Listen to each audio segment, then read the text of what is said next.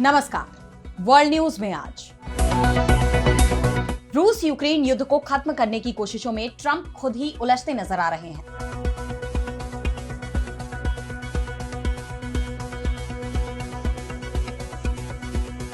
अमेरिकी राष्ट्रपति Donald Trump का दावा है कि रूस और यूक्रेन के राष्ट्रपति के साथ त्रिपक्षीय बैठक से युद्ध को खत्म किया जा सकता है, लेकिन इस बैठक को लेकर ही सहमति नहीं बन पा रही है। वहीं इस बीच ट्रंप ने यूक्रेन को जो सुरक्षा की गारंटी दी थी, उससे अब वो पीछे हटते नजर आ रहे हैं। उन्होंने यूक्रेन युद्ध में अमेरिका के सैनिक भेजने से इनकार कर दिया है, जिसके बाद सवाल ये उठ रहे हैं कि क्या यूक्रेन को धोखा देंगे ट्रंप? क्या है इस युद्ध को खत्म करने के लिए उनका प्लान? इस पर हम करेंगे विस्तार से चर्चा, लेकिन आइए जरा उन खबरों को भी देख लें जिन पर आगे होगी बात। हिंदुस्तान ने संयुक्त राष्ट्र को पाकिस्तान में लगाई फटकार। 1971 युद्ध में महिलाओं के साथ हुए अत्याचार को लेकर दिखाया आईना। बौखलाए पाकिस्तान ने भी हिंदुस्तान पर मढ़ दिए आरोप। ईरान आर्मेनिया ने मध्य पूर्व में कर दिया बड़ा खेल। बिना लड़े ही बड़ी लड़ाई हारा अमेरिका। राष्ट्रपति ट्रंप के जंगेजुर प्लान को लगा झटका। अमेरिका ने तैनात किए 3 युद्धपोत। भड़के वेनेजुएला ने 45 लाख लड़ाकों को मैदान में उतारा। क्या दक्षिण अमेरिका में छिड़ने वाली है जंग? और चलते चलते में देखेंगे क्या खुलने वाला है डार्क मैटर का राज। वैज्ञानिकों ने की बड़ी खोज। इन सभी खबरों पर हम विस्तार से करेंगे बात, लेकिन पहले एक नजर हेडलाइंस पर। ताइवान पर हमारे स्टैंड में कोई बदलाव नहीं। चीन के दावे को भारत ने किया खारिज। चीन ने कहा था, विदेश मंत्री जयशंकर ने ताइवान को माना चीन का हिस्सा। भारत पर टैरिफ लगाने पर अमेरिका ने दी सफाई। कहा, प्रतिबंध का मकसद रूस पर दबाव बनाना। इससे यूक्रेन जंग रोकने में मिलेगी मदद। अमेरिका ने रद्द किए 6000 स्टूडेंट वीजा। इनमें से 4000 पर अपराध और आतंकवाद में शामिल होने के आरोप। अमेरिका में कुल 11 लाख विदेशी छात्र। चीनी कंपनी टिकटॉक पर दिखेंगे अमेरिकी राष्ट्रपति डोनाल्ड ट्रंप। व्हाइट हाउस का ऑफिशियल अकाउंट शुरू। अभी तक टिकटॉक को किसी भी गैर चीनी कंपनी ने नहीं खरीदा। तो रूस और यूक्रेन युद्ध को लेकर अमेरिकी राष्ट्रपति डोनाल्ड ट्रंप पूरी तरह से एक्शन मोड में हैं। उनकी पूरी कोशिश है कि जल्द से जल्द इस युद्ध को खत्म किया जाए। इसी सिलसिले में उन्होंने पहले रूस के राष्ट्रपति व्लादिमीर पुतिन से मुलाकात की। फिर उनकी बैठक यूक्रेन के राष्ट्रपति वोलोदिमीर ज़ेलेंस्की के साथ हुई। और अब ट्रंप चाहते हैं कि पुतिन ज़ेलेंस्की के साथ उनकी त्रिपक्षीय बैठक हो, लेकिन ऐसा होना मुश्किल नजर आ रहा है। बीते दिन ही यूरोपीय नेताओं के साथ बैठक के दौरान ट्रंप ने पुतिन को फोन मिलाकर ज़ेलेंस्की के साथ आमने सामने मुलाकात को लेकर बात की। बताया जा रहा है कि पुतिन ने इस बैठक की संभावना तो जताई, इसके साथ ही यह सुझाव भी दे दिया कि यह बैठक रूस में हो सकती है, जिस पर यूक्रेन राजी नहीं है। मीडिया रिपोर्ट्स के मुताबिक ज़ेलेंस्की ने मॉस्को में बैठक करने से साफ इनकार कर दिया है, जिसके बाद वेन्यू पर पेच फंसा हुआ है। हालांकि इस बीच ये दावा किया जा रहा है कि अमेरिकी सीक्रेट सर्विस ने ट्रंप, ज़ेलेंस्की और पुतिन की त्रिपक्षीय वार्ता के लिए हंगरी के बुदापेस्ट में तैयारियां शुरू कर दी हैं, जिस पर व्हाइट हाउस की प्रेस सचिव कैरोलिन लेविट ने कहा कि मैं जगह की पुष्टि या खंडन नहीं कर रही हूं। कई विकल्पों पर विचार किया जा रहा है। अब बुदापेस्ट में बैठक पर सहमति बनती है या नहीं, ये देखना होगा। ट्रंप के लिए दोनों नेताओं को एक मंच पर लाना आसान नहीं लग रहा। हालांकि उनका कहना है कि युद्ध विराम अब मुश्किल नहीं है। फॉक्स न्यूज से बात करते हुए ट्रंप ने कहा कि मुझे नहीं लगता कि समझौता करने में कोई बड़ी परेशानी होगी। मुझे लगता है कि पुतिन इससे थक गए हैं, पर आप कभी नहीं जान सकते। पुतिन की रणनीति अगले कुछ हफ्तों में साफ हो जाएगी। मुमकिन है कि वो समझौता नहीं करना चाहें। इसके साथ ही ट्रंप ने यूक्रेन को सुरक्षा गारंटी देने पर भी बात की। उन्होंने कहा कि इस युद्ध में यूक्रेन की मदद के लिए अमेरिका अपने सैनिक नहीं भेजेगा। यानी उन्होंने ज़ेलेंस्की के साथ बैठक में तो ये कह दिया कि अमेरिका यूक्रेन को सुरक्षा की गारंटी देगा, लेकिन अब सैनिक भेजने से ट्रंप इनकार कर रहे हैं, जो उनके वादों पर सवाल खड़े कर रहा है। अमेरिकी राष्ट्रपति ने कहा कि हम समय बर्बाद नहीं करना चाहते और सिर्फ युद्ध को खत्म करना चाहते हैं। यूक्रेन हमेशा रूस और यूरोप के बीच एक बफर के रूप में रहा है। युद्ध के समाधान में कुछ सुरक्षा उपाय होंगे, लेकिन ये नाटो नहीं हो सकता। यूरोप युद्ध में लोगों को जमीन पर भेजने को तैयार है। अमेरिका के सैनिक यूक्रेन नहीं भेजे जाएंगे। ट्रंप यहीं नहीं रुके। उन्होंने आगे ये भी कहा कि यूक्रेन को बहुत जमीन मिलने वाली है, उन्हें नाटो में शामिल होने की मांग नहीं करनी चाहिए थी। ऐसे में ट्रंप के रुख पर भी सवाल उठ रहे हैं। बहरहाल अब देखना यह होगा कि यूक्रेन और रूस के बीच बैठक को लेकर कोई सहमति बन पाती है या नहीं। क्या ट्रंप इस युद्ध को खत्म करवा पाएंगे? और अब बढ़ते हैं अगली खबर की तरफ, जहां हम बात करेंगे पाकिस्तान को संयुक्त राष्ट्र में भारत से लगी फटकार की। तो भारत ने संयुक्त राष्ट्र सुरक्षा परिषद में पाकिस्तान को उसके यहां धार्मिक अल्पसंख्यकों के खिलाफ हो रहे अत्याचारों को लेकर बेनकाब करने का काम किया है। भारत के प्रभारी राजदूत एल्डोस मैथ्यू पुन्नूस ने पाकिस्तान की कड़ी आलोचना की। उन्होंने कहा कि 1971 में तत्कालीन पूर्वी पाकिस्तान यानी अभी के बांग्लादेश में पाकिस्तानी सेना ने लाखों महिलाओं के साथ शारीरिक हिंसा और अत्याचार किए और आज भी वहां धार्मिक अल्पसंख्यकों का जबरन धर्म परिवर्तन जारी है। संयुक्त राष्ट्र सुरक्षा परिषद में संघर्ष संबंधी शारीरिक हिंसा पर हुई एक खुली बहस में हिंदुस्तान ने पाकिस्तान के इन घिनौने कामों का पर्दाफाश किया। एल्डोस मैथ्यू पुन्नूस ने बताया कि 1971 में पूर्वी पाकिस्तान में जो कुछ हुआ वो शर्मनाक था और ये सिलसिला अभी भी रुका नहीं है। आज भी पाकिस्तान में अल्पसंख्यक महिलाओं के खिलाफ शारीरिक अपराध जारी हैं, जिनमें अपहरण, तस्करी, बाल विवाह और जबरन धर्म परिवर्तन शामिल है।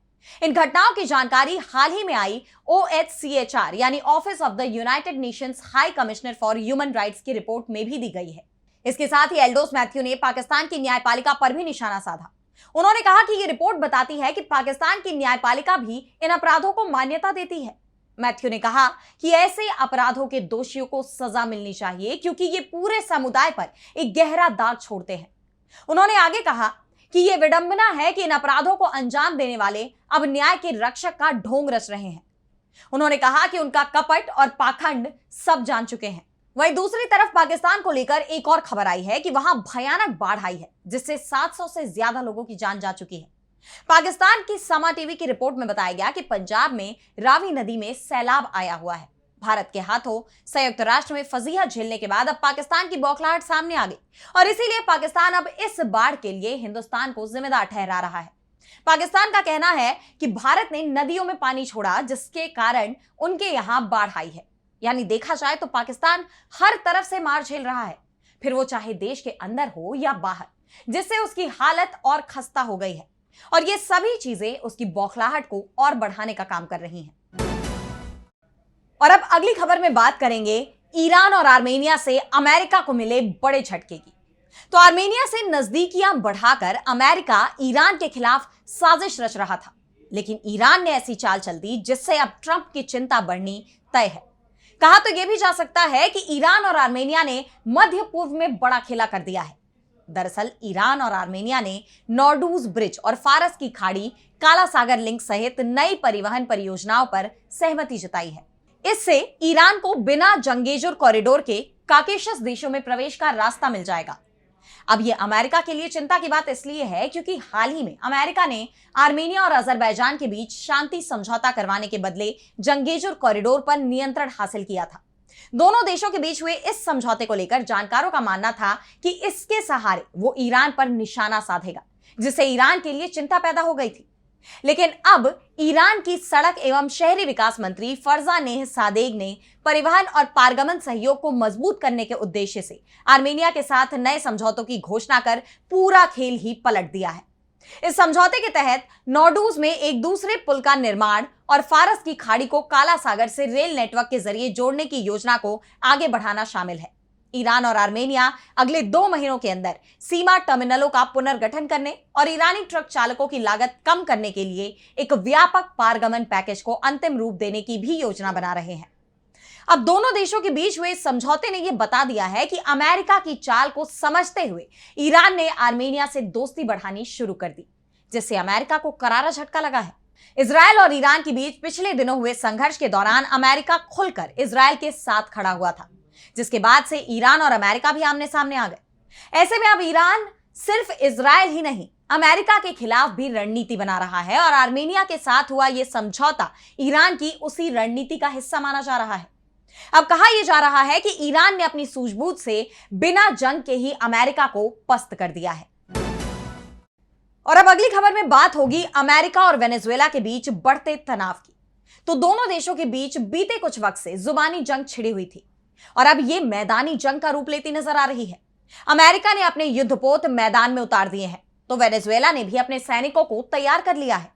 अमेरिका ने वेनेजुएला के पास 3 विध्वंसक युद्धपोतों को तैनात किया है, बताया जा रहा है कि ये 3 अमेरिकी एजिस क्लास गाइडेड मिसाइल विध्वंसक पोत, जिनमें यूएसएस ग्रेवली, यूएसएस जेसन डनहम और यूएसएस सैमसन शामिल है, ये अगले 36 घंटों में वेनेजुएला के तट के पास पहुंच जाएंगे। इन युद्धपोतों के अलावा कई P-8 समुद्री गश्ती विमानों, युद्धपोतों और कम से कम एक हमलावर पनडुब्बी को भी तैनात किया जा रहा है। वैसे तो इसे अमेरिकी राष्ट्रपति डोनाल्ड ट्रंप की ड्रग कार्टेल के खिलाफ लड़ाई का हिस्सा बताया जा रहा है। ट्रंप ने इन ड्रग कार्टेल को वैश्विक आतंकवादी संगठन घोषित किया है और उनके खिलाफ कार्रवाई में अमेरिकी सेना को भी तैनात करने का वादा किया था। इसे लेकर एक अमेरिकी अधिकारी ने कहा कि इन नौसैनिक उपकरणों का इस्तेमाल न केवल खुफिया और निगरानी अभियानों के लिए किया जा सकता है, बल्कि अगर कोई फैसला लिया जाता है तो लक्ष्यों पर हमले के लिए लॉन्चिंग पैड के रूप में भी इस्तेमाल किया जा सकता है। यानी अमेरिका एक बड़ा संघर्ष छेड़ने के लिए भी तैयार है। अब अमेरिका के इस कदम से दक्षिण अमेरिका में तनाव बढ़ता नजर आ रहा है। जब अमेरिकी युद्धपोत वेनेजुएला की तरफ बढ़ रहे हैं तो वेनेजुएला ने भी इसे चुनौती के तौर पर लिया है। वेनेजुएला के राष्ट्रपति निकोलस मादुरो ने भी अमेरिकी धमकियों का करारा जवाब देने की बात कही है। उन्होंने साफ कर दिया है कि उनका देश अपने हितों की रक्षा करेगा। टेलीविजन पर अपने संबोधन के दौरान उन्होंने कहा कि इस हफ्ते मैं पूरे राष्ट्रीय क्षेत्र की निगरानी सुनिश्चित करने के लिए 45 लाख से ज्यादा मिलिशिया के साथ एक खास योजना को सक्रिय करूंगा। मिलिशिया जो तैयार और सक्रिय होने के साथ ही सशस्त्र भी हैं, जिसके बाद इस क्षेत्र में बड़ा संघर्ष छिड़ने की आशंका जताई जा रही है, क्योंकि सिर्फ वेनेजुएला ही नहीं, दक्षिण अमेरिका के कई अन्य देशों ने भी ट्रंप के इस फैसले का खुलकर विरोध किया है और इसे संप्रभुता का उल्लंघन करार दिया है। और अब चलते चलते में बात करेंगे डार्क मैटर के रहस्य के बारे में। आपने डार्क मैटर के बारे में सुना होगा, यानी ब्रह्मांड का वो अदृश्य हिस्सा जिसे कोई नहीं देख सकता। और अब वैज्ञानिकों के हाथ एक ऐसी तरकीब लगी है जिससे शायद इस रहस्य से पर्दा उठ सके। 1970 के दशक में कुछ वैज्ञानिकों ने एक नए कण का आइडिया दिया था, जिसका नाम रखा गया एक्सियन। यह कण इतना हल्का और अदृश्य माना जाता है कि इसे पकड़ना आसान नहीं है, पर माना जाता है कि यही डार्क मैटर का बड़ा हिस्सा हो सकता है। इसे खोजने के लिए धरती पर कई प्रयोग किए गए, लेकिन कोई भी ठोस सबूत नहीं मिला। तब वैज्ञानिकों ने सोचा कि क्यों ना ब्रह्मांड की सबसे बड़ी चीजों में एक यानी गैलेक्सी क्लस्टर्स की मदद ली जाए। ये क्लस्टर्स इतने विशाल हैं कि इनका वजन हमारे सूरज के मुकाबले 1 क्वाड्रिलियन गुना जितना हो सकता है। इन क्लस्टर्स के पास बहुत शक्तिशाली मैग्नेटिक फील्ड्स होते हैं। जब किसी दूर की गैलेक्सी के सुपर मैसिव ब्लैक होल से निकलने वाली गामा किरणें इन मैग्नेटिक फील्ड से गुजरती हैं, तो उनका कुछ हिस्सा एक्सियन में बदल सकता है। डेनमार्क की यूनिवर्सिटी ऑफ कोपेनहेगन के प्रोफेसर अलेग रुखायस्की के मुताबिक ये क्लस्टर्स एक प्रिज्म की तरह काम करते हैं। जब वैज्ञानिकों ने अलग अलग जगहों से मिले डेटा को मिलाया तो उन्हें उसमें एक खास स्टेप जैसा पैटर्न दिखाई दिया, जिसे उन्होंने कॉस्मिक विस्पर यानी ब्रह्मांड की धीमी फुसफुसाहट नाम दिया। वैज्ञानिकों का मानना है कि ये अभी एक्सियन का पक्का सबूत नहीं है, लेकिन इसने खोज के इस दायरे को बहुत छोटा कर दिया है। अब उन्हें पता है कि किन जगहों पर एक्सियन नहीं हो सकते और कहां उनकी तलाश करनी है। यह सिर्फ एक बार का ब्रेक थ्रू नहीं है, यह एक ऐसा तरीका है जिसे बार बार इस्तेमाल करके नई जानकारी हासिल की जा सकती है। शायद इसी तरह धीरे धीरे डार्क मैटर की ये पहेली सुलझ जाएगी। फिलहाल आज इस वर्ल्ड बुलेटिन में इतना ही। देश दुनिया की तमाम बड़ी खबरों के लिए देखते रहिए डीबी लाइव और मुझे दीजिए इजाजत। नमस्कार।